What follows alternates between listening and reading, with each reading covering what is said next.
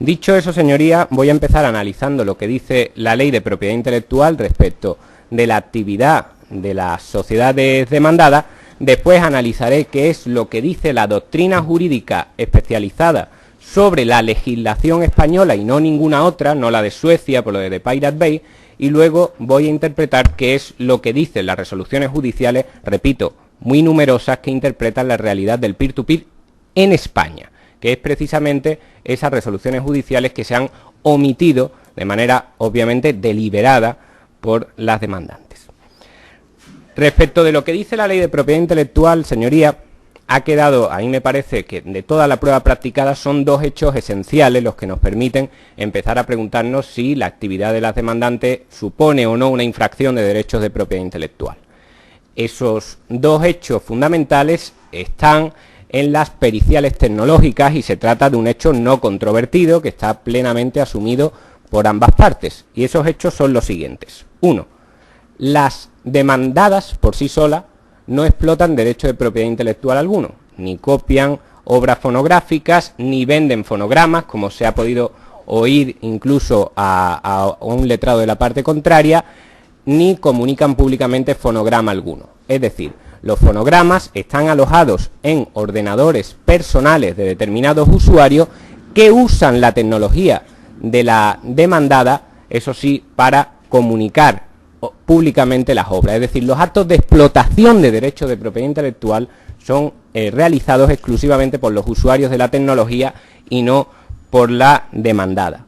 Por otro lado, el otro aspecto que no es controvertido, según los peritos que se han traído a esta parte, a este procedimiento, es el hecho de que en esos actos de explotación de derechos de propiedad intelectual en los que no interviene la demandada, en esos actos de intercambio, al ser un software descentralizado, la demandada no tiene ninguna intervención en esos intercambios. Nos decían aquí los peritos de ambas partes que las conexiones entre los usuarios eran directas, sin que la demandada interviniera en ningún momento en los intercambios. Es decir, ni un solo bit de las obras intercambiadas pasa por servidor alguno de la titularidad de las empresas demandadas. Es decir, no existe ningún tipo de intervención en la explotación de derecho que se dice infractora por parte de mis compañeros de contrario. Llegados a este punto y teniendo en cuenta estos hechos, como digo, no controvertidos y admitidos pacíficamente por los peritos de ambas partes, únicamente cabe hacerse una pregunta. Y la pregunta es sencillamente, ¿considera la Ley de Propiedad Intelectual que quien sin infringir derecho de propiedad intelectual alguno, sin realizar ningún acto de explotación de derecho de propiedad intelectual, ya sea de reproducción o de comunicación pública, sin embargo, sí que participa en la elaboración de una tecnología que es apta para hacer estas explotaciones, ¿es infractor también el que da esta tecnología? Esa es la sencilla pregunta que tiene que contestarnos la Ley de Propiedad Intelectual. ¿Es también infractor el que no explota los derechos de propiedad intelectual sin autorización? De contrario, se nos dice en la demanda dos cuestiones que son falsas. La primera, se dice que la Ley de Propiedad Intelectual considera al intermediario también infractor de aquellas infracciones que realizan terceros. Y segundo, por este mismo hecho, por esta afirmación, se está diciendo, por lo tanto, que la demandada es intermediaria. Son falsas ambas. Ni la Ley de Propiedad Intelectual considera que el intermediario es infractor de derecho de propiedad intelectual, ni la demandada es estrictamente un intermediario en esta actividad. Explicamos ahora, señoría, para poder ver el reparto de responsabilidad que realiza la Ley de Propiedad Intelectual a cada uno de los actores.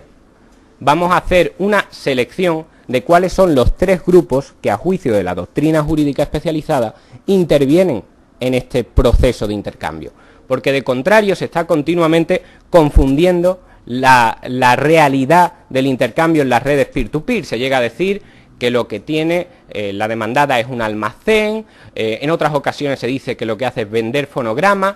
Vamos a separar cuál es la concreta actividad de cada uno de los usuarios, de cada uno de los agentes que participan en este intercambio. Y además, como digo, esta clasificación tripartita proviene de la doctrina y de hecho ha sido ratificada por los peritos en cuanto a hasta dónde llega la participación de cada uno de los agentes.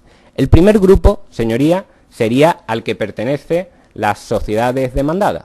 Es estrictamente la empresa de innovación tecnológica que desarrolla un producto cuyo objeto es permitir que varios usuarios repartidos en todo el mundo puedan establecer conexiones directas entre sí para que puedan intercambiar un determinado tipo de datos que son los datos de audio. Esa es estrictamente la participación de las empresas demandadas, realizar este concreto software, esta herramienta, esta innovación tecnológica. El segundo de los grupos, señoría, sería el grupo de los intermediarios, definidos perfectamente en la Ley de Servicios de la Sociedad de la Información, a la que, por otra parte, la Ley de Propiedad Intelectual se remite cuando habla de estos intermediarios. Estos intermediarios serían, por ejemplo, señoría, los que proveen la conexión a Internet, tampoco explotan derechos de propiedad intelectual, pero intermedian en la actividad de la explotación de derechos de terceros. Sería también el caso de The Pirate Bay, como han manifestado los contrarios. ¿Por qué sería el caso de The Pirate Bay? Porque The Pirate Bay básicamente lo que hacía era decir dónde se encontraban unas obras sin alojarlas. Es decir, es el caso clásico del intermediario de la sociedad de la información. Es aquella persona o entidad que sin explotar ningún derecho de propiedad intelectual, sin embargo, sí intermedia, sí realiza un concreto acto de intermediación en la explotación que hacen terceros. Es decir, su participación está un grado por encima de participación que la del grupo 1 a la que pertenecen las demandadas con su software descentralizado. Y por último, señoría, estaría el grupo 3, que ya es estrictamente el de los usuarios, que son los que realizan la explotación de derechos de propiedad intelectual, los actos concretos de reproducción y comunicación pública de los fonogramas, cuando así suceda, de las demandantes. Estos son los tres grupos y hasta ahí llega la participación de cada uno de ellos y merece la pena no mezclarlo.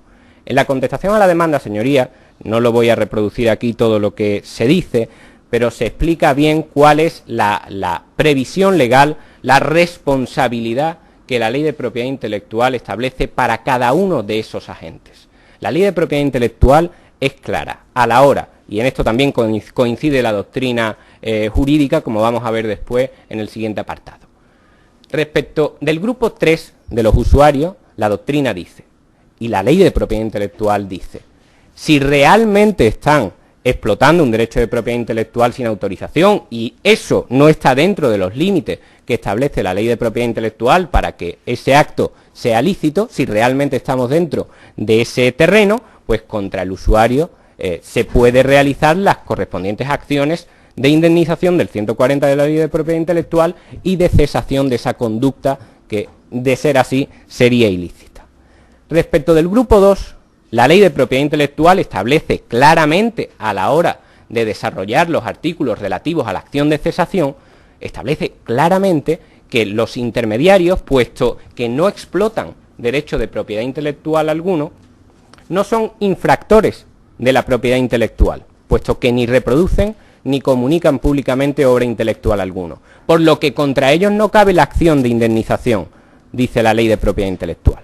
Sin embargo, como digo, a la hora de desarrollar las acciones de cesación, la Ley de Propiedad Intelectual lo que sí dice respecto de los intermediarios, el grupo 2, todavía no hemos llegado al del demandado, lo que sí dice la Ley de Propiedad Intelectual es que este grupo sí podría ser sujeto pasivo de determinadas acciones de cesación para determinados casos concretos para evitar que esa infracción cometida, ojo, por un tercero, continúe realizándose. Y por último, señoría, está el grupo 1, que es al que pertenecen las sociedades demandadas, y sobre esto la Ley de Propiedad Intelectual, precisamente por esa omisión de la que los contrarios sacan unas determinadas interpretaciones analógicas de preceptos prohibitivos absolutamente contrarias al principio de legalidad, en el grupo 1, señoría, donde se encuentran las demandadas, la Ley de Propiedad Intelectual lo tiene muy claro. Dado que la demandada no explota derecho de propiedad intelectual alguno, no cabe la acción de indemnización contra ella, la correspondiente al grupo 3, la de los usuarios, y dado que tampoco es un intermediario, puesto que el software es descentralizado, como tuvieron ocasión de decirnos todos los peritos tecnológicos, tampoco cabe la acción de cesación contra ella, puesto que eso es característico de los intermediarios de la sociedad de la información. Eso es, en resumidas cuentas, el panorama general que nos encontramos en la Ley de Propiedad Intelectual, sin forzar precepto alguno y sin realizar interpretaciones analógicas, expansivas o de lege ferenda del tipo si la Ley de Propiedad Intelectual impide que se rompa el DRM, pues tanto más que se haga una tecnología que permite el intercambio. Eso es una cuestión de lege ferenda, no se trata de lo que establece la Ley de Propiedad Intelectual. Respecto de esto, aunque ya lo he adelantado, solo una vez que hemos visto el panorama general, cabe preguntarse, ¿la Ley de Propiedad Intelectual establece alguna excepción a este panorama general donde hable en concreto de qué tecnologías considera prohibidas y considera que el desarrollador de esa herramienta es tan infractor como el que la usa? Pues sí, efectivamente, la Ley de Propiedad Intelectual prevé expresamente esta posibilidad en el artículo 160 de la Ley de Propiedad Intelectual, en el que establece que aquellas herramientas que sirvan para desproteger obras intelectuales, el que desarrolla esa herramienta y el que la pone en circulación es tan infractor como el que la utiliza. Lo prevé la Ley de Propiedad Intelectual, es decir, no existe esa omisión que se dice de contrario, esa especie de silencio del legislador no existe. Sencillamente lo que de contrario se llama silencio del legislador no es más que la decisión consciente del legislador de dejar fuera de la prohibición de qué tecnologías están prohibidas, dejar fuera a la que es objeto hoy en día de este procedimiento. Respecto de esto, y además en este artículo 160 parece que descansa toda la teoría jurídica de contrario, puesto que dicen que si esto lo prohíbe la ley, y además se dijo así por el contrario, se dijo, si esto lo prohíbe la ley, no sería lógico que no prohibiera esta otra cosa. Eso, repito, señoría, es una cuestión que hay que debatir con el legislador, pero desde luego no aquí. Es una cuestión de lege ferenda. Lo que prohíbe la Ley de Propiedad Intelectual respecto a las tecnologías es exclusivamente la que está específicamente destinada a desproteger una obra intelectual y no ninguna otra tecnología. ¿Qué dice la doctrina especializada sobre este asunto? Pues la doctrina especializada sobre este asunto analiza también las sentencias Grosser y Naster, como continuamente se está aludiendo en este procedimiento. También la han analizado, pero desde la perspectiva de qué es lo que dice la ley española a este respecto, que al fin y al cabo es la que rige en este procedimiento. Y respecto de las sentencias Grosser y Naster, señoría, nos basta con lo que se dice en la demanda. En la demanda se dice que las sentencias Grosser y Naster no tienen reconocimiento en nuestra jurisprudencia. Efectivamente, eso es así. Y porque no tienen reconocimiento en nuestra jurisprudencia es precisamente por lo que en el libro Comentarios a la Ley de Propiedad Intelectual del señor Berkovits, y no haré sangre en este asunto, manifiesta literalmente a propósito de las redes peer-to-peer y no de ninguna otra cosa, y sobre la sentencia Grosser, Naster y la contribución al daño y toda la teoría estadounidense sobre ese asunto, manifiesta: no puede haber responsabilidad a efectos indemnizatorios, pues en España la existencia de una contribución a la producción de un daño por tercero no es fuente propia de responsabilidad, cuando el daño que se tipifica y se sanciona constituye específicamente la usurpación de un derecho de propiedad reservado. La complicidad no basta para realizar el tipo de la norma, pues el titular del programa no infringe ni se apropia por ese solo hecho de un derecho de autor reservado. Habla de la acción de indemnización, pero tenemos también la acción de cesación, que decíamos exclusiva de los intermediarios. Sobre este asunto también se manifiesta la doctrina especializada, señoría, en concreto Román Pérez, que manifiesta que este tipo de software, el software descentralizado, no solo no cabe la acción de indemnización, puesto que no usurpa derecho de propiedad intelectual alguno, sino que tampoco cabe la acción de cesación, puesto que al ser un software descentralizado no tiene ni tan siquiera la categoría de intermediario. Es decir, desde el mismo momento en el que el programa se instala en el ordenador del usuario, ahí termina la intervención de las sociedades demandadas. Ahí termina, justo en ese momento. Después las conexiones, señorías, se hacen de forma directa, sin pasar por manos de las sociedades demandadas. Sobre este asunto, Román Pérez manifiesta: ahora bien, hay que decir que este modelo de intercambio también tiene lugar cuando no existe por detrás un intermediario, como por ejemplo sucede con Gutnela, que es un software peer-to-peer descentralizado. Este último consiste en un software que permite la conexión de los ordenadores de los usuarios de forma directa, sin pasar por ningún sistema central. Por consiguiente, en casos como este, los compositores e intérpretes que vean afectados sus derechos de propiedad intelectual únicamente podrán actuar frente a los particulares que pongan a disposición del resto sus ficheros musicales. Y ya terminando con la doctrina, señoría, y enlazando con lo que muy bien dijo mi compañero el señor Aguilar respecto de la doctrina, respecto de los actos propios del 1902 y la responsabilidad por hecho ajeno del 1903, que es realmente el ámbito en el que nos estamos moviendo, por mucho que de contrario se intente reconducir al 1902, respecto de este asunto también se manifiesta la doctrina, y así lo dice expresamente. En este sentido, en el libro Comentarios a la Ley de Propiedad Intelectual, coordinado por el señor Berkowitz, a la hora de analizar el artículo 139 de la Ley de Propiedad Intelectual, recordemos, aunque ya es sabido que es el que tiene que ver con la acción de cesación, y refiriéndose a este concreto asunto que estamos debatiendo, manifiesta con toda claridad: fuera de los supuestos contemplados en este precepto y en alguna otra norma aplicable, como los artículos 14 a 17 de la LS6, en principio no es sujeto pasivo de la acción negatoria el que provee al infractor de recursos que no son a su vez productos ilícitos. Esto es así, aunque exista conciencia de la antijuridicidad de la acción para la que se emplean los recursos. Tampoco existe una genérica responsabilidad por hecho ajeno, más allá de la del artículo 1903 del Código Civil y de la más amplia contenida en los artículos 14 a 17 de la LS6. Y de nada valdría recalificar esta conducta como hecho propio, que es lo que se intenta de contrario. Pues, aun con estas condiciones, solo se responde conforme a la Ley de Propiedad Intelectual cuando exista una infracción de derechos de propiedad intelectual o de otros derechos anexos específicamente acogidos por la ley, como es el caso de los artículos 160 a 162 de la Ley de Propiedad Intelectual, es decir, solo en aquellos casos en los que el software está específicamente destinado a desproteger obras intelectuales. En ese solo caso se puede acudir al hecho propio, puesto que ese hecho, el mero hecho de desarrollar esa herramienta, ya está considerado por el legislador como un hecho suficientemente relevante como para producir un daño por sí mismo. Acudiendo ahora, señoría, por último, a las resoluciones jurisprudenciales que analizan, aunque sea de forma tangencial, el asunto de las redes peer-to-peer, y sí que tenemos en España algunas de ellas, me parece muy bien la referencia que se ha hecho de contrario al asunto de Pirate Bay.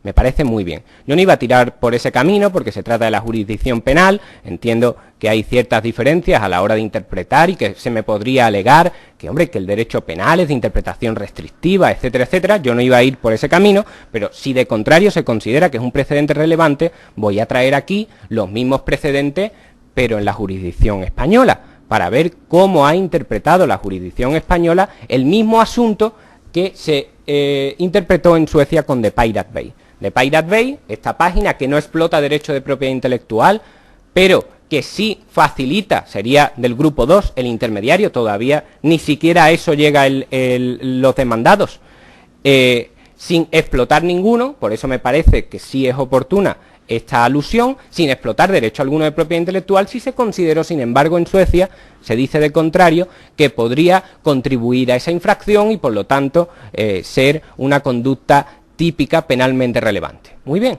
esa es la jurisprudencia que tenemos en Suecia. Vamos a ir ahora a la española. En España, señoría, ha habido una gran cantidad de casos idénticos a The Pirate Bay y además anteriores a The Pirate Bay, solo que su resonancia mediática, porque al tratarse de resoluciones que sobreseen los asuntos que se iniciaron. La resonancia mediática es menor, pero se trata del mismo asunto. Y ya que hablamos de Pirate Bay, voy a relacionar una serie de resoluciones, todas ellas acuerdan el sobreseimiento de las actuaciones precisamente porque no existe el tipo penal. ¿Y por qué no existía? Dicen en todas estas resoluciones. Pues por la siguiente razón. En todos estos casos también se alegó de contrario. En los casos, como digo, penales, pero luego vamos a ir a los civiles y con eso terminaré. En todos estos casos también se habló de lo mismo. Esto lo facilita, además aquí hay un lucro, también se intentó caracterizar de alguna manera al denunciado, gana muchísimo dinero con esta actividad parasitaria, este hombre va de vacaciones a sitios tropicales. También se habló de todo este asunto, todo este asunto se tocó. Pero ¿qué es lo que tuvo en cuenta el juzgador para sobreseer en algunos de los casos con sobreseimiento libre y firme, ya a estas alturas, dictado por la Audiencia Provincial de Madrid? ¿Qué tuvo en cuenta el legislador más allá de todas estas cuestiones metajurídicas? Lo único que tuvo en cuenta el legislador fue lo siguiente. Dijo, de acuerdo, ánimo de lucro, evidentemente hay publicidad, ganan dinero, eso está claro. Pero hay una infracción de derecho de propiedad intelectual que esté en conjunción con este ánimo de lucro para completar así lo exigido por el 270 del Código Penal. Y todas las resoluciones que voy a relacionar a continuación dijeron, no, aquí lo que no hay es infracción de derecho de propiedad intelectual. Sí que hay lucro, de acuerdo. Lo que no hay es infracción de derecho de propiedad intelectual. ¿Por qué? Pues porque en los servidores de estas páginas web no se aloja obra alguna, ni reproduce la obra, ni la comunica públicamente. Por lo tanto, lo que no existe es la infracción de derecho de propiedad intelectual. Por lo tanto, el lucro por sí solo no completa el tipo de la norma. Y repito, ya que hablan de The Pirate Bay, voy a relacionar yo los casos españoles, que son los siguientes. Spanisher, una página exactamente igual que The Pirate Bay. El Juzgado de Instrucción número 4 de Madrid, por auto de 12 de noviembre de 2008, acuerda el sobreseimiento de las actuaciones porque entiende que no hay infracción de derecho de propiedad intelectual. Página todo carátulas, idéntico funcionamiento al anterior y a The Pirate Bay. Audiencia Provincial de Barcelona, por la sentencia de 22 de diciembre de 2005 con idéntico sentido. Página tvmix.net, igual que las anteriores, idéntica resolución, esta vez dictada en firme por la Audiencia Provincial de Madrid el 3 de noviembre de 2008. Xaremula, que fue la primera de todas, mucho antes que de Pirate Bay y de todas las que voy a hablar. Xaremula, 11 de septiembre de 2008. La Audiencia Provincial de Madrid acuerda el sobreseimiento libre y ya por lo tanto firme, al ser la Audiencia Provincial, el sobreseimiento libre y firme por no ser delictivos los hechos denunciados y en concreto por no ser una infracción de derecho de propiedad intelectual la actividad de esta web. Emule 24 horas, Juzgado de Instrucción número 3 de Ponferrada, idéntico sentido el de su resolución, esta vez el 31 de octubre de 2008. Todotorrente.com, que al igual que de Pirate Bay lo que tenía era torrents. Instrucción número 3 de Orihuela, acuerda el sobreseimiento de las actuaciones por no haber infracción de derechos de propiedad intelectual. Elite Dix, instrucción 4 de Cartagena, 17 de abril de 2008, considera que tampoco hay infracción de derechos de propiedad intelectual por mucho que intermedie en esa posible infracción. Índice Donkey, instrucción 1 de Madrid, acuerda el sobreseimiento de las actuaciones también porque por mucho que intermedie y por mucho que facilite, la realidad es que no infringe derecho de propiedad intelectual alguno. Y por último, señoría, y perdonen, pero es que así se llamaba la página, ajoderse.com, que en el Juzgado de Instrucción número 9 de Barcelona, el 3 de julio de 2003, considera que la actividad de esta web tampoco infringe derecho de propiedad intelectual alguno. Y ha ido por la vía penal únicamente porque, de contrario, y estas fechas las he tomado ahora acudiendo a ese buen instrumento que es Internet, porque lo han sacado de contrario. Yo solo pretendía hablar de la jurisdicción civil, que es la que me parece que es la que nos ayuda de alguna manera a saber en qué contexto nos estamos moviendo. Sobre la jurisdicción civil, señoría, respecto de todas estas páginas web, también se ha pensado que quizá sea porque la jurisdicción penal es de interpretación restrictiva, el derecho de intervención mínima, etc. Y ahora se está iniciando estas acciones por vía civil y se está planteando este asunto por vía civil. Como quiera que es muy reciente, como quiera que es una situación muy reciente, Lo único que tenemos hasta ahora son fases muy embrionarias del procedimiento, puesto que las demandas apenas tienen un mes. Pero ya lo que tenemos nos ayuda a empezar a ver cuál es la inclinación del juzgador en una fase prematura, como son las medidas cautelares, pero en la que se puede ver ya el análisis de la apariencia de buen derecho después de largas vistas de medidas cautelares como la que tuvimos aquí y su señoría recordará perfectamente. Respecto de esto, las demandas que se interponen por EJAE a páginas que, al igual que de Pirate Bay, no explotan derechos de propiedad intelectual alguno, pero que puede considerarse que intermedian en esa explotación, vuelvo a insistir, no es todavía el caso de la demandada. Hay dos autos, y además son las únicas resoluciones que hay en vía civil que lo analizan, hay dos autos sobre medidas cautelares. En estos casos la EJAE pidió el cierre cautelar de la web, considerando, al igual que los hoy actores, que estas páginas infringen derechos de propiedad intelectual porque facilita la infracción, porque intermedian la infracción, porque se lucran con esta infracción, y etcétera, etcétera, etcétera. Piden el cierre cautelar inaudita parte de estas páginas.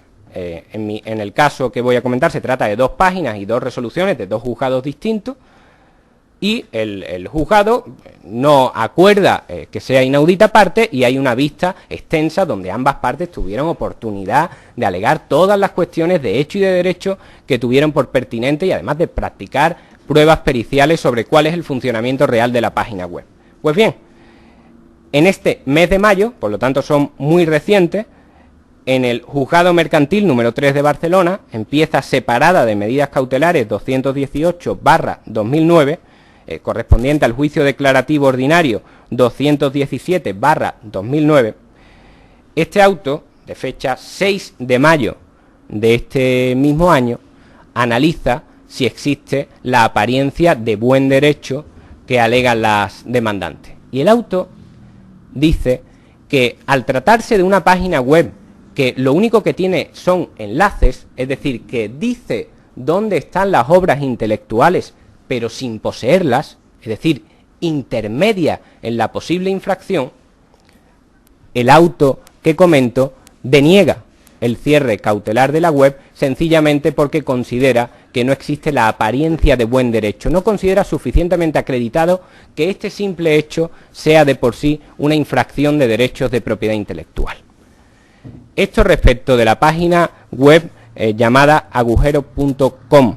Respecto de la página web indiceweb.com, idéntico contenido respecto de cuál fue la demanda, pedir la inaudita parte, celebrarse la vista, mantenerse todas estas cuestiones metajurídicas del enriquecimiento, de que facilita, etcétera, etcétera, pues esta resolución que se dicta en las medidas cautelares previas 246/2009 manifiesta en auto de fecha 11 de mayo de este mismo año, manifiesta en idéntico sentido que, al tratarse de una web que no explota derecho de propiedad intelectual alguno, sino que a lo sumo podría facilitar la infracción de derechos de propiedad intelectual, solo por esa razón no hay presumiblemente infracción de propiedad intelectual, y por lo tanto decide denegar el cierre cautelar de la web porque no concurre la apariencia de buen derecho de la demandada. Y señoría, con esto concluyo, no sin antes decir que estos dos autos a los que me he referido los he traído por si su señoría, para facilitar su conocimiento de su contenido, lo considera pertinente. Y nada más, señoría.